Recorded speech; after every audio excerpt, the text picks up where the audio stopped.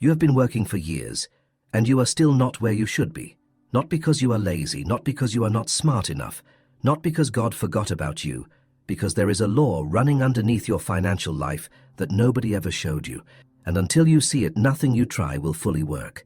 That law is written in your name and in your age, and today I'm going to show you exactly how to read it, and exactly why the pattern in your money keeps repeating no matter what you do to stop it.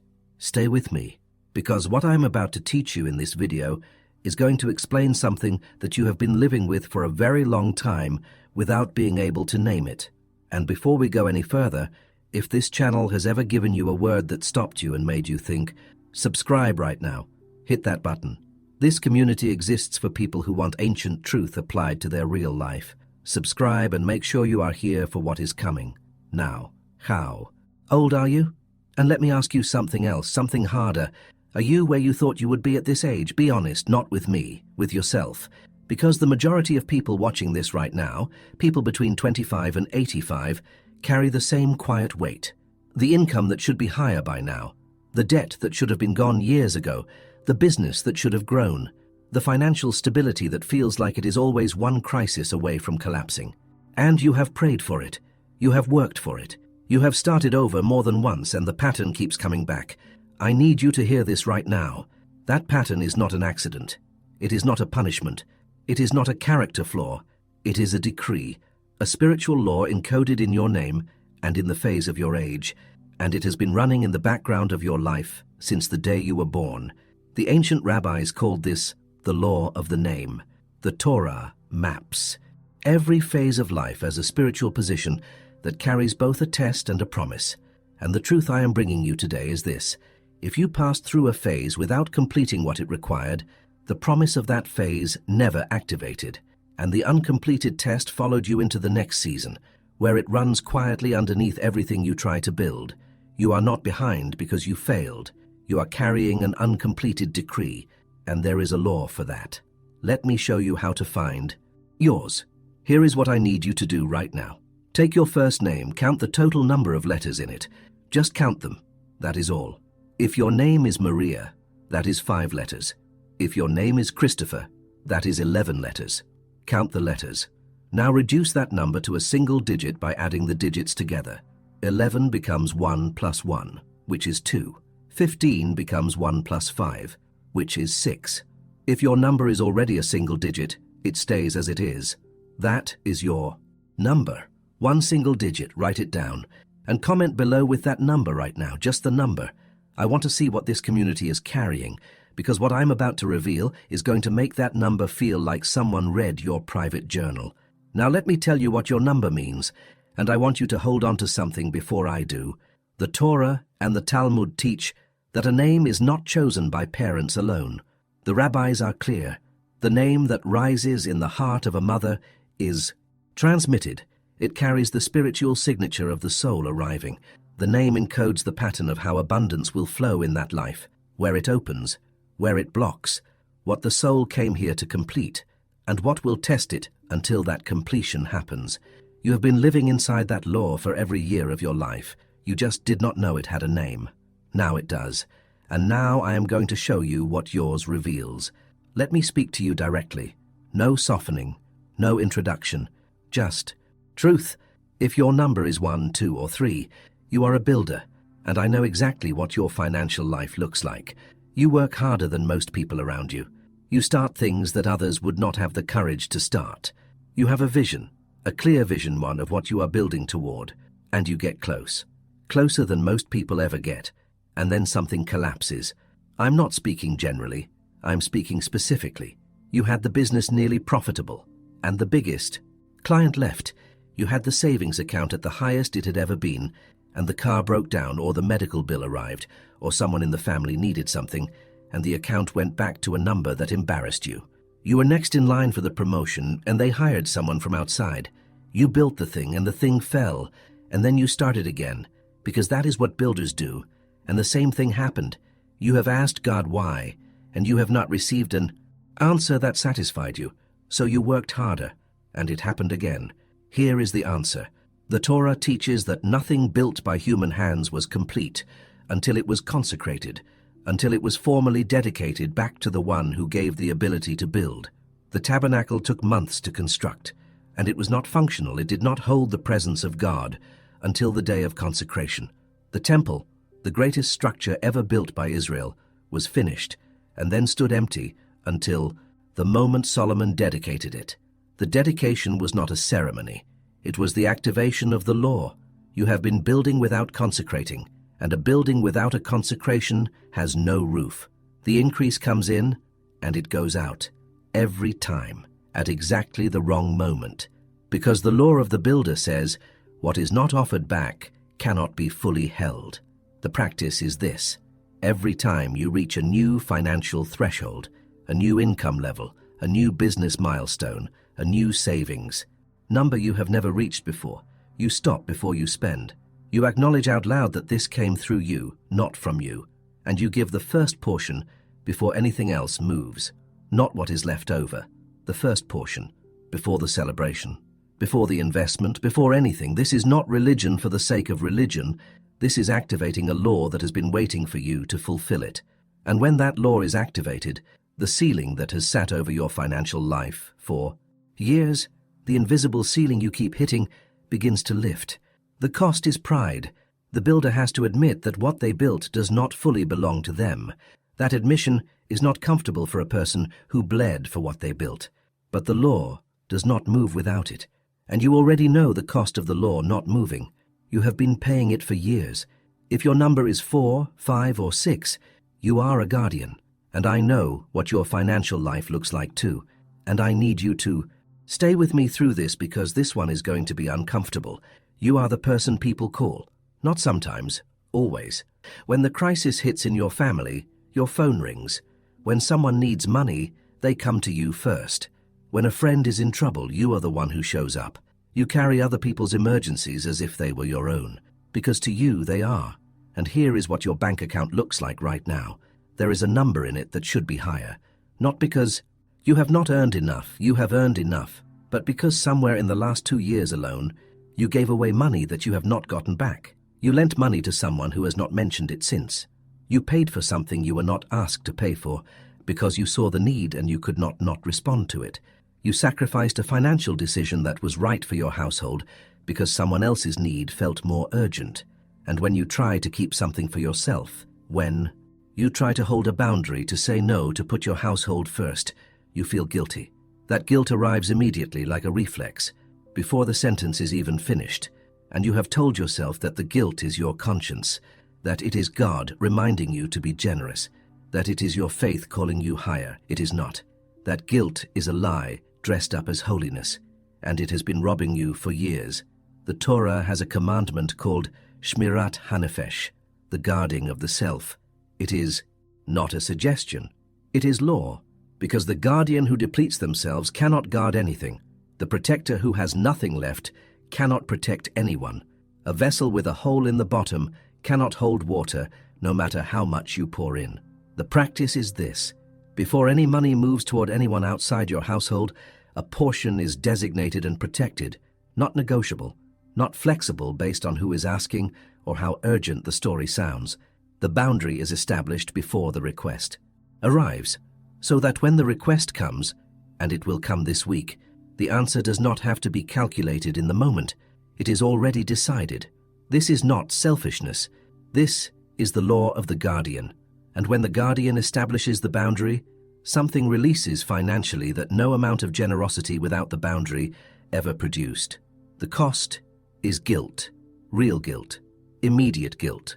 The guardian will feel, in the moment of holding the boundary, like they are failing the people who depend on them. That feeling is real, but it is not true. The law is not based on how you feel. It is based on what you do. If your number is 7, 8, or 9, you carry the harvest decree, and your financial life has a pattern so specific that when I name it, you are going to feel seen in a way that is not entirely comfortable. You start things, you work them, you invest in them, time, energy, sometimes money, sometimes relationships. And somewhere in the middle of the process, not at the beginning, not immediately, somewhere in the middle when the outcome is not yet visible, but the effort has already been significant, you change direction. You have a new idea. a better approach, something that makes more sense now than what you were doing. And you pivot, you start again, with energy, with genuine belief, and the same thing happens again. In the middle, before the finish, look at the last 5 years of your financial life. Count how many things you started and did not complete. Count how many fields you planted and left before the harvest. Be honest with yourself right now, because I am not here to make you comfortable. The field was not barren, you left early, every single time. Not because you are undisciplined, not because you lack faith. The harvest decree has the longest underground season of any of the 3 patterns. The seed goes into the ground and nothing is visible for a long time. And no one warned you how long the season would be. So you interpreted the silence of the ground as failure. You looked at the field and saw nothing, and you walked away, and the harvest arrived after you left. The law of harvest in the Torah is built on one principle: the length of the gestation is not negotiable. You do not get to decide when the seed breaks through. You only get to decide whether you are still in the field when it does. The practice is this: before you exit any season, before you quit the job, shut down the business, walk away from the investment, abandon the plan, you ask one specific question. Not, is this working? Nothing looks like it is working right before the harvest. You ask, is there still life in this field? Barren fields are completely silent. No movement at all. Late fields are different. They are quiet but not dead. There is still green underneath. You learn to tell the difference. And when there is still life, you stay. The cost is the impulse to move. And for you, that impulse is strong. It has the feeling of inspiration, of new direction, of faith. But in this season, staying in the field is the most powerful financial act available to you. Now, I need to stop here and speak to you personally for a moment. If you are watching this, and something in what I just read landed in your body, not just in your mind, if you felt that recognition, that uncomfortable sense that someone just described your private financial life with more accuracy than you gave permission for, that feeling is important. Do not dismiss it. And if you are carrying something right now, not just financially, but in your family, in your health, in a situation that has been pressing on you, I want you to leave your first name in the comments below. Just your name. I read every single one. I carry those names in prayer. Real prayer before God, for a real person in a real situation. You are not alone in what you are carrying. Leave your name. And if this channel is giving you something real, subscribe right now and bring someone with you. Because what I am about to show you takes everything I just taught you about your name and makes it specific to exactly where you are standing right now. It is the law of your age, and this is where the diagnosis becomes personal. Your name gave you the foundational pattern. Your age tells you exactly where that pattern is being tested right now, not in general, not in theory, in the specific season of your life, the decade you are in, the threshold you are approaching, or the one you already crossed. There is a spiritual law that is either opening the door to abundance or holding it shut. And the combination of your number and your age explains why your financial life looks exactly the way it does at this exact moment. The Torah does not treat age as a neutral passage of time. Every phase of life in the tradition carries a law, a specific demand, and a specific promise. And the law of each phase activates only when what that phase requires is fulfilled. If you crossed a threshold without completing the test it carried, you brought the uncompleted test with you into the next season, where it runs quietly underneath everything else, creating friction you can feel but cannot explain. Let me walk you through the thresholds. Listen for the one that belongs to you, the threshold of the 30s. David did not become king at 25. The priests in the temple did not begin their full ministry before 30. The tradition is explicit. 30 is the age of authority, the moment when what you were built to carry becomes fully available to you, and the test of this threshold is the most specific test I will name today, so hear me carefully. The person who arrives at 30 has spent their entire previous decade preparing, learning, building competence, collecting wisdom, and by the time they cross that threshold, they are ready, genuinely ready, for the full weight of their assignment. But the threshold requires a step, not readiness, a step, an irreversible act of taking authority over your own life, your financial life, your professional life, your spiritual life, without waiting for anyone to hand it to you. And here is what happens to the person who does not take that step. They keep preparing, they take one more course, they wait for one more sign. They tell themselves they need more experience, more resources, more confirmation, and the decade of the 30s becomes a decade of unexplained friction, of working consistently and advancing slowly, of being close to breakthrough and never arriving, of watching people with less preparation move ahead.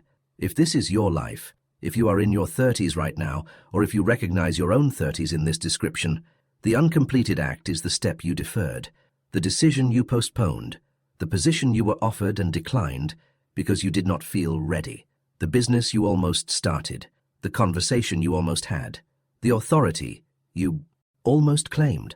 The law of recovery is simple and costly. Take the step now, not when you feel ready. Readiness is not a condition of the law, the act is, the threshold of the 40s. Moses was 40 years old when he fled Egypt. Everything he had spent his life building, and the palace, the position, the identity, collapsed. And the desert began. And the Torah is clear. The desert was not a detour. It was the assignment. The law of the 40s is the law of stripping. God removes, in this decade, what was built on the wrong foundation, so that what is built afterward can stand. And the question the 40s ask is the most confrontational question of a person's life. Can you let go of what you built? Not lose it. Let it go, with open hands. I need to be specific about what this looks like financially, because the person in their 40s who misses this threshold does not look like a failure. They look like someone working extremely hard with results that no longer match the effort. They are putting in the same hours they put in at 32. They are applying the same strategies that used to work, and something has quietly changed.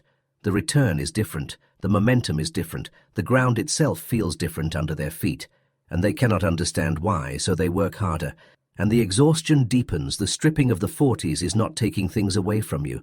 It is clearing the ground for what comes next.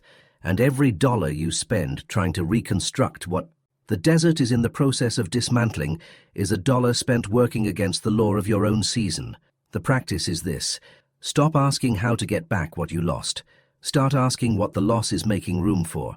Ask it daily. Ask it honestly.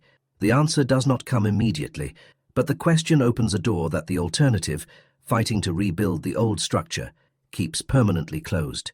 The threshold of the 50s. At 50, the Levites were released from the carrying of physical loads, not dismissed, released, because the law of the 50s is a law of transition, from the season of carrying to the season of guiding. And here is the financial picture of the person in their 50s who has not received this transition. They are exhausted in a way that rest does not fix. They are working at the same pace they worked at 35.